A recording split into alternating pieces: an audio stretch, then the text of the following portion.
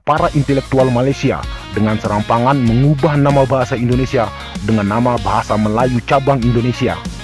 Ironisnya, hal itu terus mereka propagandakan tanpa peduli dengan sejarah Indonesia yang penuh darah dan air mata. Belum lagi konsep alam Melayu yang menabrak wawasan Nusantara Indonesia. Pertanyaannya begini, bagaimana mungkin sebuah konsep baru dari negara yang populasinya sedikit dapat mengubah sejarah yang telah mapan sejak 100 tahun yang lalu, yang dicapai dengan begitu banyak pengorbanan oleh sebuah negara besar dengan populasi peringkat 4 dunia.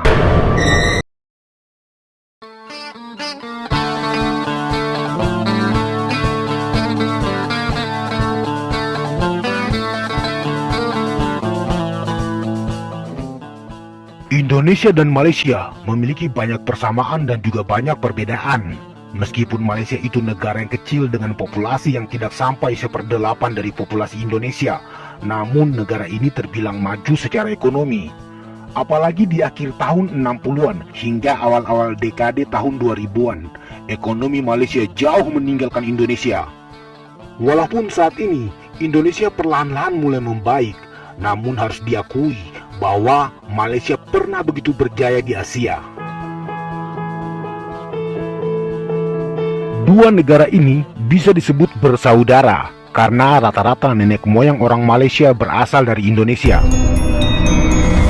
Di Malaysia, kita bisa dengan mudah menjumpai keturunan Jawa, keturunan Sunda, Bugis, Makassar, Banjar, keturunan Aceh, Minang, Batak, bahkan mungkin semua suku-suku asli Indonesia memiliki anak turunan di Malaysia.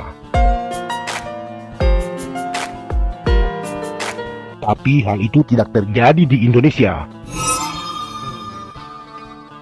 Kita akan kesulitan menemukan keturunan Selangor, keturunan Negeri Sembilan, keturunan Pahang di Indonesia, bahkan mungkin tidak ada. Secara geografis, dua negara ini sangat kontras. Kondisi wilayah Malaysia yang hanya terdiri dari Semenanjung Malaya dan Borneo Utara memungkinkan pengorganisasian negara jauh lebih mudah dan simpel. Indonesia memiliki wilayah yang sangat luas membentang hingga membutuhkan waktu untuk konektivitas antar pulau, membuat harga BBM relatif sama antara Kuala Lumpur dan Kota Kinabalu jauh lebih gampang daripada membuat harga yang sama antara Jakarta dan Merauke di Papua. Kemudian secara demografis, Malaysia hanya memiliki sedikit etnis dengan dominasi utama etnis Melayu atau suku-suku Nusantara yang digeneralisasi dengan sebutan Melayu. Sementara di Indonesia, secara demografis terdiri dari ratusan suku dengan segala perbedaannya. Semua suku-suku ini memiliki sejarah agung di masa lalu dan tak ada yang mau mengalah. Semua ingin menonjol. Dari permulaan Indonesia merdeka hingga awal tahun 2000-an, masih ada gesekan-gesekan primordial berbasis suku, agama, dan ras. Namun demikian, tak ada satu suku yang diberi hak istimewa dalam konstitusi Indonesia. Semua diperlakukan sama, termasuk etnis Cina, Arab, dan India. Sejak lepas dari kolonialisme, Indonesia dan Malaysia mengambil jalan berbeda. Indonesia pasca kemerdekaan langsung lepas begitu saja dari Belanda untuk mencari jalan sendiri. Sementara Malaysia tidak secara langsung terlepas dari Inggris, masih dibimbing untuk akhirnya bisa berdiri sendiri. Ketimbang memperdebatkan soal perpaduan atau persatuan, Malaysia fokus pada pembangunan ekonomi. Awalnya negara ini mengimpor guru-guru dari Indonesia untuk pembangunan intelektual dan pembinaan bahasa Melayu. Ketika situasi mulai membaik, Malaysia mengirim ribuan pelajarnya ke Inggris untuk menyerap teknologi secara cepat, kemudian melakukan restrukturisasi ekonomi dan industrialisasi besar-besaran di berbagai sektor. Ditunjang dengan stabilitas politik yang relatif aman, maka memudahkan investor dari luar datang untuk menanam modalnya di negara ini. Hasilnya, Malaysia berubah hanya dalam satu generasi, dari negara berpendapatan rendah menjadi negara dengan pendapatan menengah ke atas. Dari tahun 1960, pendapatan per kapita Malaysia terus naik sekitar 6,9% per tahun. Pendapatan negara itu tidak lagi bergantung pada sektor agribisnis dan pertanian. namun juga dalam industri manufaktur. Sejak tahun 1967 hingga 1997, pendapatan per kapita kasar Malaysia meningkat 14 kali lipat. Malaysia juga sukses menekan angka kemiskinan di bawah 1%. Pembangunan ekonomi Malaysia disebut-sebut sebagai pencapaian paling spektakuler dalam sejarah ekonomi modern. Perkembangan ekonomi Malaysia memang hal yang sangat mengagumkan.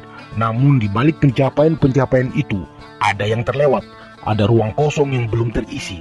Inilah yang akan menjadi pokok perbedaan dan persinggungan antara Indonesia dan Malaysia. Ketika Malaysia sibuk membangun ekonominya, Indonesia masih berkutat dalam problematika dalam negeri.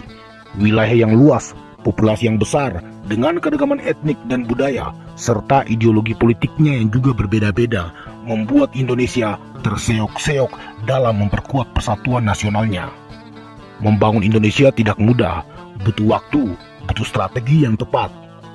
Di era Soekarno, beberapa percobaan dilakukan, dari konsep USDEK hingga Nasakom mewarnai sejarah negara ini. Kemudian di era Orde Baru, Soeharto menggunakan pendekatan militer untuk mendisiplinkan Indonesia. GBHN dan P4 dibuat, termasuk kebijakan-kebijakan politik yang sangat ketat. Dari rezim Soekarno hingga rezim Soeharto, berbagai konsep diciptakan untuk menyatukan ratusan etnis ini. Bhinneka Tunggal Ika, demokrasi terpimpin, GBHN, P4 memperlihatkan bagaimana Indonesia masih berusaha menggali identitas nasionalnya.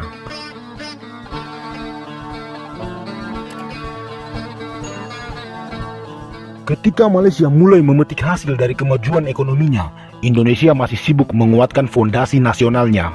Era pasca Orde Baru, Presiden Habibie melakukan reformasi politik, termasuk kebebasan pers dan melarang keterlibatan tentara dalam politik. Kemudian Presiden Abdul Rahman Wahid melakukan rekonsiliasi nasional, termasuk pengakuan pada hak-hak minoritas. Begitupun presiden-presiden setelahnya, dari Megawati, Susilo Bambang Yudhoyono, hingga Joko Widodo. Wawasan Nusantara menjadi landasan orang Indonesia untuk melihat negaranya dari dalam maupun dari luar. Konsep nation state menemukan bentuknya secara alamiah.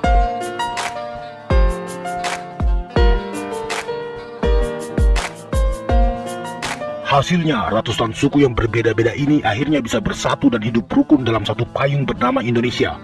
Identitas nasional telah dicapai dengan bahasa persatuan sebagai ujung tombaknya. Indonesia terus memperkuat jati dirinya. Semua etnis yang ada di Nusantara meyakini bahwa Indonesia adalah milik bersama. Budaya etnis tetap dipelihara. Tak ada yang dipaksa menjadi Jawa, tak perlu dipaksa jadi Bugis, tak perlu jadi Batak, jadi Melayu, atau dipaksa jadi Cina. Semua suku-suku tersebut melebur dengan sukacita dalam nama Indonesia. Persatuan nasional sukses dalam banyak perbedaan. Nasionalisme yang teguh meski taraf ekonomi sangat tertinggal jauh dari negara-negara tetangga. Setelah jati diri dan identitas nasional telah kuat dan mapan, maka Indonesia mulai fokus pada pembangunan ekonomi. Fondasinya sudah kokoh. Jadi hanya dalam 20 tahun pasca reformasi, ekonomi Indonesia mulai menunjukkan tren positif. Bahkan diprediksi akan menjadi 5 besar kekuatan ekonomi dunia dalam 20 tahun ke depan. Demokrasinya subur, sistem politiknya relatif stabil, infrastruktur mulai digalakkan. Meski semua itu belum sempurna, namun hasilnya telah memberikan dampak positif bagi perkembangan Indonesia. Paling tidak, negara ini sudah teruji dalam menghadapi berbagai persoalan. Saat Indonesia mulai memetik hasil pembangunan nation state-nya, Malaysia malah baru menyadari keterlambatannya. Di poin inilah terjadi benturan antara Indonesia dan Malaysia. Karena terlambat, Malaysia melakukan strategi instan untuk mencapai nation state yang kuat. Berbagai propaganda dilakukan, berbagai konsep diciptakan, dari konsep ala Melayu, konsep Merong Mahawangsa, simposium bahasa digelar besar-besaran, kampanye untuk menggunakan bahasa Melayu secara masif. Para intelektual Malaysia mulai bicara tentang nation state, tentang konsep negara bangsa yang mereka kesampingkan. Semua itu untuk mengejar ketertinggalan yang harusnya dilakukan sejak 50 tahun yang lalu. Masalahnya adalah strategi Malaysia ini offside, bahkan menabrak kedaulatan Indonesia. Contohnya, bagaimana para intelektual Malaysia dengan serampangan mengubah nama bahasa Indonesia dengan nama bahasa Melayu cabang Indonesia. Ironisnya, hal itu terus mereka propagandakan tanpa peduli dengan sejarah Indonesia yang penuh darah dan air mata. Belum lagi konsep ala Melayu yang menabrak wawasan Nusantara Indonesia.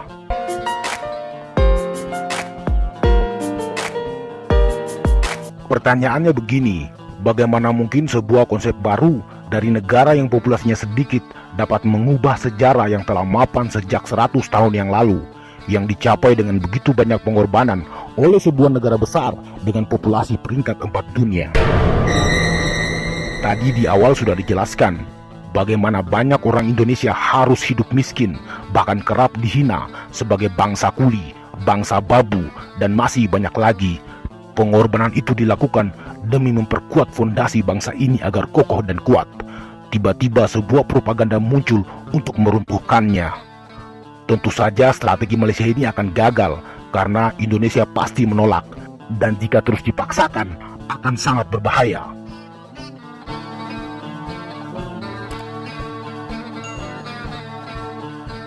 Dalam perspektif negara bangsa, sebenarnya Malaysia juga melakukan berbagai strategi dalam pembangunan identitas nasionalnya. Salah satunya adalah pihak kerajaan memberikan hak istimewa kepada etnis Melayu. Etnis ini dimanjakan dengan berbagai kebijakan yang dijamin oleh konstitusi. Ini merupakan strategi yang memiliki dampak politik yang signifikan. Nilai positifnya yaitu, pertama, kebijakan itu akan menarik suku-suku Nusantara, khususnya yang beragama Islam, agar bergabung menjadi Melayu atau bersedia dimelayukan dengan garansi menikmati fasilitas keistimewaan Melayu. Kedua, kebijakan itu akan menghilangkan sentimen dan ego primordial antar etnis Nusantara karena semua suku telah dilebur dalam nama Melayu, sekaligus membangun kesadaran kolektif akan adanya ancaman dari etnis lain, khususnya mereka yang bukan Islam. Yang ketiga, biaya politiknya lebih murah karena kerajaan tidak akan terganggu oleh pertentangan etnis Nusantara hingga mempermudah program pemerintah. Yang keempat, kebijakan ini akan membantu partai-partai Melayu dalam melawan hegemoni Cina dan India, paling tidak menambah suara dalam pemilihan umum atau pilihan raya. Namun kebijakan ini juga memiliki konsekuensi negatif, yaitu pertama, keragaman budaya suku-suku di Nusantara perlahan-lahan menghilang. Etnis Bugis, Sunda, Banjar, Minang, Jawa, Batak, Mandailing yang tinggal di Malaysia tidak lagi menonjolkan kebudayaan asli mereka. Yang kedua, nasionalisme kemelayuan itu justru mengucilkan eksistensi etnis lain, khususnya mereka yang tidak beragama Islam. Bukan saja etnis Cina dan India, tapi juga orang-orang Dayak dan Kadazan di Borneo Utara yang merupakan suku asli di sana.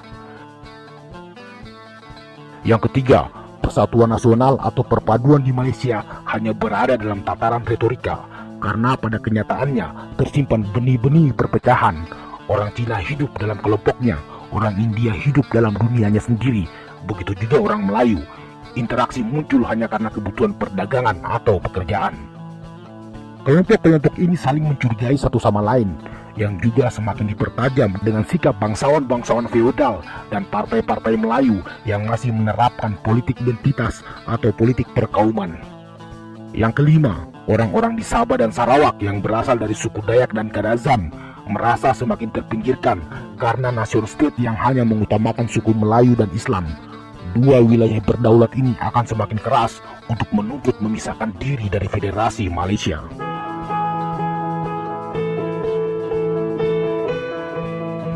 Begitulah perbedaan Indonesia dan Malaysia dalam perspektif negara bangsa. Seorang filsuf Jerman pernah mengatakan, apa yang tidak membunuhmu justru akan membuatmu semakin kuat. Indonesia sudah teruji oleh berbagai persoalan, dari problem kemiskinan, pergolakan di daerah-daerah, disintegrasi, pertikaian suku, politik identitas. Semua itu tidak membuat negara ini bubar, justru malah membuatnya semakin kuat. Malaysia belum mengalami ujian sesungguhnya sebagai bangsa, karena selama ini masih menikmati kemajuan ekonominya.